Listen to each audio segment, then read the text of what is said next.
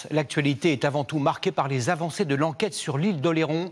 L'homme de 35 ans qui hier a délibérément renversé 5 personnes avec sa voiture est décrit comme instable psychologiquement, toxicomane, mais aucun lien avec une organisation terroriste n'a pu être établi. Sur place, Léa Merlier et Régis Rouanet.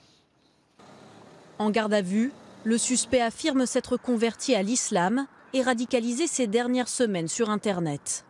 Ses références religieuses ne suffiraient pas pour expliquer son passage à l'acte. Le parquet national antiterroriste ne se saisit pas. Les premières exploitations techniques ainsi que les résultats des perquisitions réalisées n'ont pas permis, selon le PNAT, à ce stade de la procédure, de déterminer de lien avec des organisations terroristes ou avec toute autre personne connue des services spécialisés de renseignement, ni de consultation de propagande djihadiste. Dans la voiture calcinée du suspect, les enquêteurs ont retrouvé un couteau de 35 cm ainsi qu'une bouteille de gaz. Il voulait la faire exploser pour se suicider. Des perquisitions ont également été menées dans ce mobil-home qui l'occupait. Les éléments saisis, parmi lesquels des textes religieux, l'étude de sa téléphonie, doivent permettre aux enquêteurs de mieux comprendre son geste. Il affirme s'être radicalisé. Depuis plusieurs mois, il exprimait un certain intérêt pour la religion.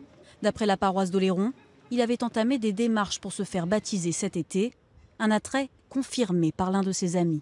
Il m'avait parlé qu'il voulait se mettre à l'église, mais qu'est-ce qu'il a fait, qu'est-ce qu'il lui a pris hier? J'ai pas de mots, entre les larmes, la tristesse et la famille des gens. Le suspect, Jean G, 35 ans, était jusqu'alors connu des services de police pour des faits de droit commun. Son profil n'avait jamais alerté les services de renseignement.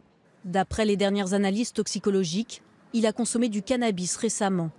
Ses conduites addictives interrogent les enquêteurs. L'intéressé, décrit par son entourage comme polytoxicomane et sous l'emprise de cannabis au moment des faits, tenait en garde à vue des propos manquants de cohérence, marqués de troubles de la personnalité.